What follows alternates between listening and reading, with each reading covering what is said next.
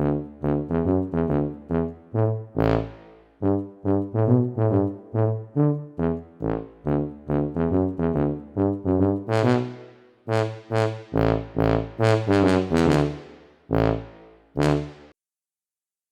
and welcome back to the Cartoonist Studio.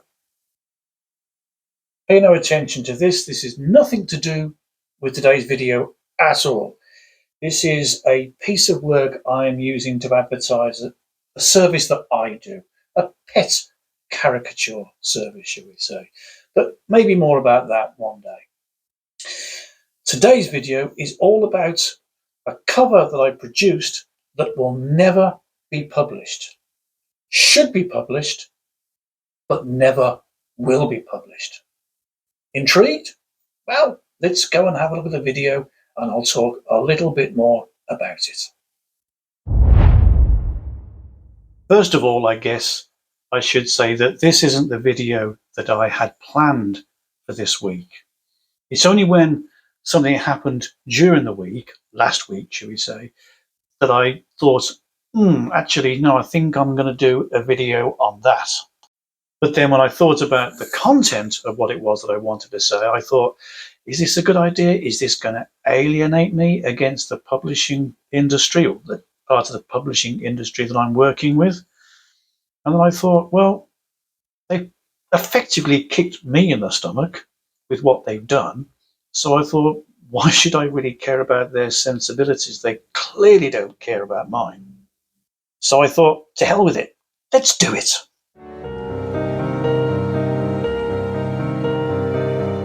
So a little context here. For quite a while before the comic's demise, I was drawing a character called Kid Kong. Now he should be up on the screen here, some sample illustrations that I did. And it started as a 3-pager, went to a 2-pager and a few things like that. They had more comics coming in, so they needed more space. So that was just an editorial decision, no problem with that. These things happen. But the character was the #1 character consistently and by far, according to the polls, in the comic. So I was creating, or rather I was illustrating, a very popular character. Now it wasn't my character, it was a character that was created back in the, I think, 70s or 80s. And those comics demised, or comics met their demise, shall we say. And then recently, a company called Rebellion, who are more well known for making computer games, bought the licenses for all the characters from IPC magazines. And they put a comic together called Monster Fun, using all the sort of monster type characters. There's Frankie Stein and a bunch of ones like that, Count Draculas and Kid Kong. Originally, for the first 2 issues, it was drawn by someone else. And then apparently they'd been looking for me, couldn't find me, found me on Facebook, and then asked me if I would take over the pencil work and inking and colouring on Kid Kong. And that is what I did. So that's the background to it. A little while before his demise, and I didn't know that it was going to end, they said that they wanted to put a collection of the comics or the pages that I'd done out in a graphic novel. I thought, great. And they said, unlike most comics companies, they said that you actually are up for a share. So I thought, fantastic, this is wonderful. And so I thought nothing else of it, and I heard nothing. And all of a sudden, another cartoonist sent me a picture of a cover for Kid Kong and said, is this you? Have you got another style or something? I thought, what the hell? And I'd just literally been asked to go to London, which is quite a distance away, and do a book signing. And I sort of tentatively agreed, but then I thought, well, why are they putting a cover on by another artist when I'm the one that actually illustrated the comic? It seemed to make no sense. Incidentally, I will be showing you the picture that they actually chose for or used for the book a little bit later on, so hang about for that. So there I am, stewing in my pot of frustration, if you like, at what was being done. And I thought, I'm not happy with this. I'm really not happy with this. Never have I ever heard of a collection of a cartoonist art being illustrated on the cover by someone else.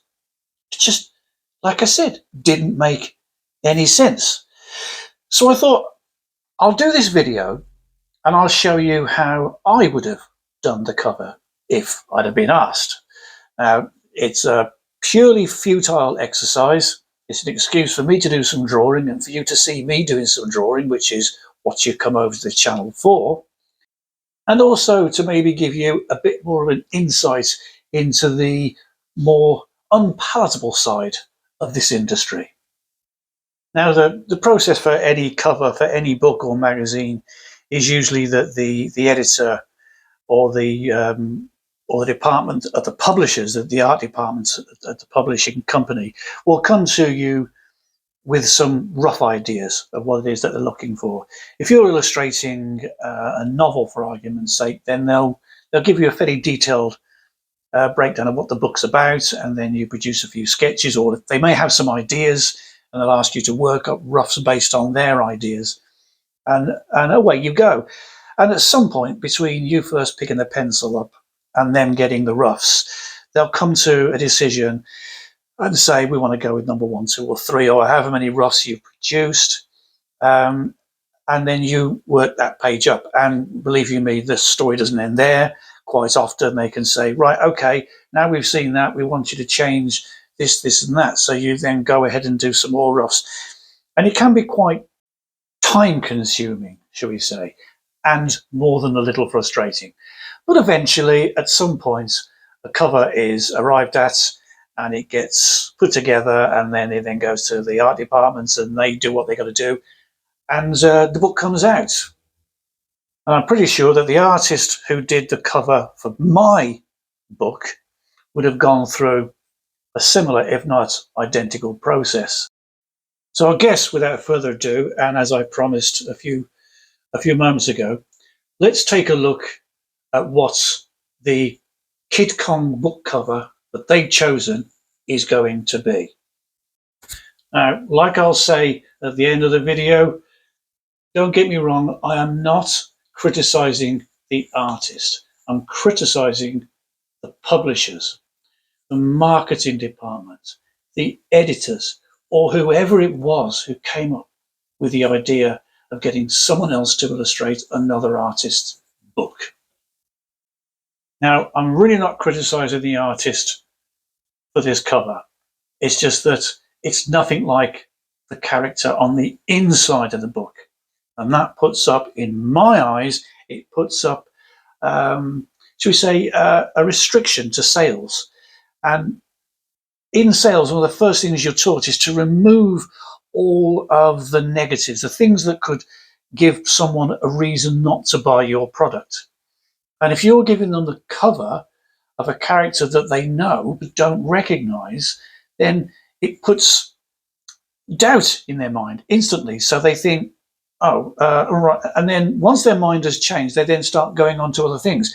We do live in a society that has literally the attention of a goldfish. 3 seconds, then you're on to something else. Now, this book is aimed ostensibly at children who live in a world that gives them 3, 4, 5 second sound bites or images, and they're constantly moving on. Unless it really gets their attention, they're going to move on because that's the world that they live in. It's the only world they know. So if you confuse them with a different cover, then their mind just thinks, it just switches off and thinks, not interested, goes on to something else. So you have, by putting a cover out there that is illustrated by someone else, you have quite literally created a reason for it not to sell. It doesn't mean it won't sell, and I hope it does, because, as I said, I stand to make some money out of this. But it reduces your ability to sell the book, because if you're having to explain something, you're already on the back foot. You're not pushing forward with the sale. So as if you have the cover illustrated by the artist inside, then you are instantly removing all doubt. When the reader, who is a fan of the character, looks up and sees the character, it recognizes the character. The child recognizes the character and then picks up the book and looks through and says, oh yeah, I remember these stories. And hopefully they'll go and take their money and they'll buy, or they'll pester power their parents, and their parents will buy. And that's my main frustration with having someone else illustrate my book. It's creating a sales resistance. And I cannot see how they cannot see that. Anywho, mini rant over. I have sent an email out to the marketing guy, the guy that's asked me to come down and do a book signing, and I've outlined, my frustrations, and also pointed out that I know that he is the marketing guy. He didn't make the decision on the cover, and he wrote back saying, "Yeah, obviously he didn't do it. He's noted my frustrations, and he sent my email onto those, or the powers that be." So I'm kind of left with this situation now that, they also want me to, it's going to be launched in some comic book chain, and they want me to do a comics course with children, show them how to draw Kid Kong, I guess. And I've done plenty of these. I'm doing some at the moment in a private school.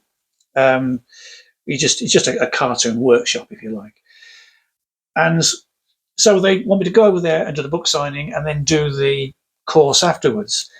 But like I say, I've worked in sales, and I know how this goes, and I know the kind of things people are going to ask, and I know that the kids who are coming up with their book or to look at it are going to say, "Why is it a different artist on the cover?" And then I'm going to have to sell it. That's not my job. My job is to draw.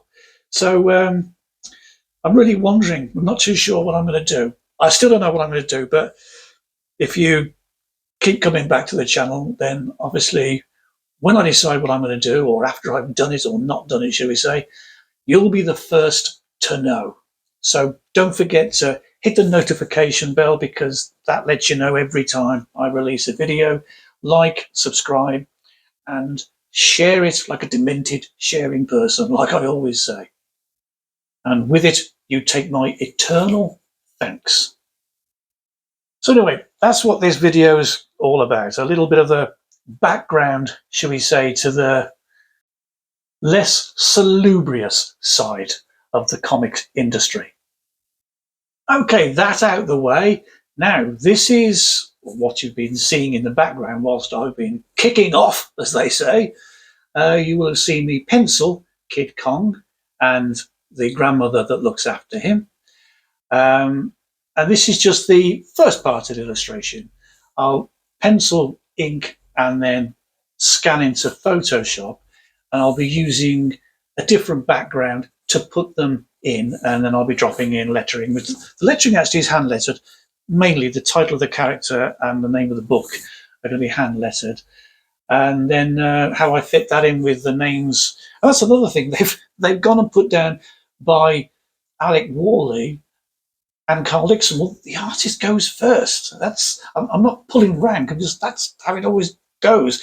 And then because when it's published on Amazon and places like that, it just puts down by Alec Worley, and it makes it look like he did everything. Now, I'm not going to go Alec, because Alec will have no input into what goes on the cover either. He's a really nice guy, absolutely knockout guy. Really get along well with him, and is a great writer. I'm just sort of saying it adds to the frustrations. And I'm going off again, so I'll shut up now from that. I've had my say. I've probably blotted my notebook, my copybook, in the whole publishing industry. But there you go. Maybe it's about time that all artists started to speak out about their frustrations, and maybe the publishing industry would realise that they're absolutely nothing without us, as we are nothing without them. So it's two-way traffic, but at the moment it's just one way. So if you complain, perhaps it might just change things. I doubt it, but if you don't try, you don't get. As a matter of fact, it was a story I was once told by an old agent of mine. It generally helped me, because you do get a lot of this frustration in this industry, in any industry like this that is public facing. And normally I remember the story my agent told me, and I just move on with this. But this one really kind of, I don't know, maybe I was a bit tired, maybe I'm niggly, I don't know what it was, but this one hit home a bit harder than normal. Normally, I walk away from them, and I walk away from them because of what my agent said. And here is the story. Indulge me. I really enjoyed it, and it helped me, and it may help you with your frustrations in the future. In France, there was this single mother, and we're talking probably around about the 1970s, 80s, and she was struggling to bring up her little boy. But luckily, she lived in a small village, and it was a village community. Everyone knew everyone, and she would go out to work, and one of the older ladies in the village would offer to look after the child for a few hours. He was a really pleasant child, so he was never any trouble. And the years went on, and the boy grew up to about the age of about 5. And the mother, who one of her jobs was working in a hotel as a receptionist, got talking to one of the clients, a very, very wealthy man from the south of France. And he was also the mayor of the town that he lived in. And it was a seaside town. But the conversation blossomed and eventually turned into a relationship. And although the man went back to his village, they kept in contact, they kept in touch. And eventually, the blossoming relationship turned into a proposal of marriage. She accepted, she was delighted, and she moved down to the south of France to be with this man. And they were very happy, had a terrific life, lived in a very, very big palatial mansion overlooking the beautiful, beautiful Mediterranean Sea. And it transpired that one year they decided to have a sandcastle building competition. And all the children of the village entered this competition, including the stepson of the mayor. And once the townspeople realised that he was going to be there, and they also realised that the mayor was going to be the judge of the competition, they all thought, oh, well, there we go. It's obvious he's going to win. He's not going to let his stepson lose. No matter how bad it is, he's going to get the prize. But they thought, this is about the children. So they spoke to the children. They sort of, it's the taking part that matters. They kind of like prepared them for what could go wrong and what they guessed was going to go wrong. So the day comes along and the children go along to the beach and they all start building these sandcastles. And it turns out that the mayor's son produced a sandcastle of exquisite beauty. Everyone in the town thought, well, we know he's going to win it anyway, but you know what? He deserved it. What an absolutely beautiful castle. So after they'd all finished, the Lord Mayor came along. All the children were standing by their castle proudly. He went along the whole line. He came to his stepson. He looked at the castle, looked up and down, and patted him on the head to a groan from the audience. And he went on, saw all the sandcastles, came back, and he chose someone else's child. He did not choose his stepson's sandcastle, even though it was undeniably the best one there. He didn't choose it. And everyone was amazed.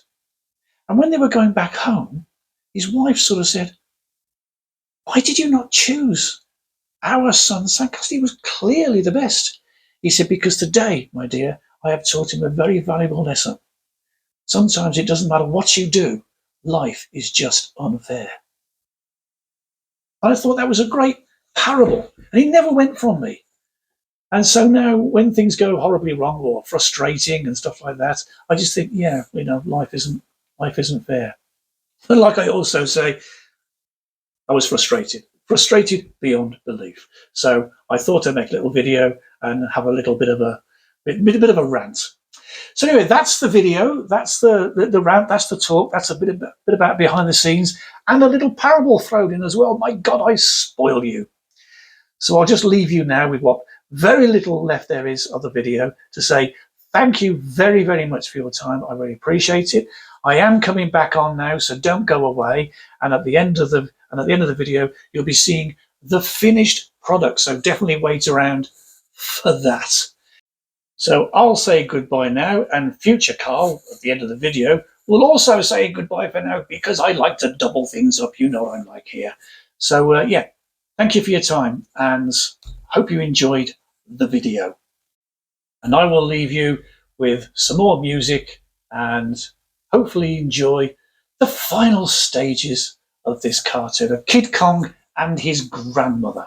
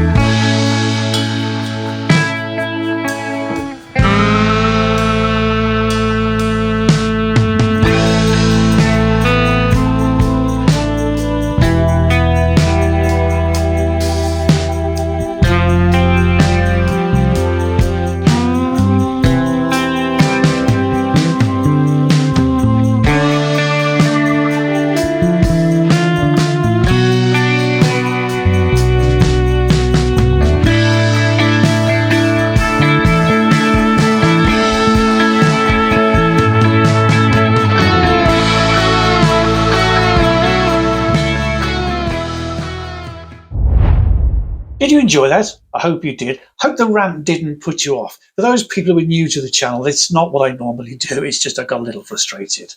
But there we go. That's me drawing the penciling and inking of the cover that you're now going to see the completed version of. Like I slightly alluded to in the video, the process was then that I would scan that piece of artwork into the computer, into Photoshop. I then choose a background, put it on that, put the lettering around it, just generally sort of prettifies all up, and that's the job completed.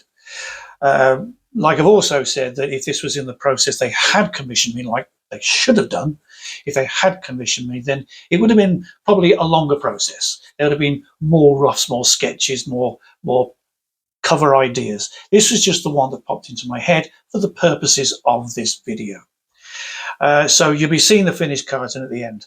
I will say that originally my idea was to have a comics page in the background and have it look like Kid Kong was tearing out from behind that comics page.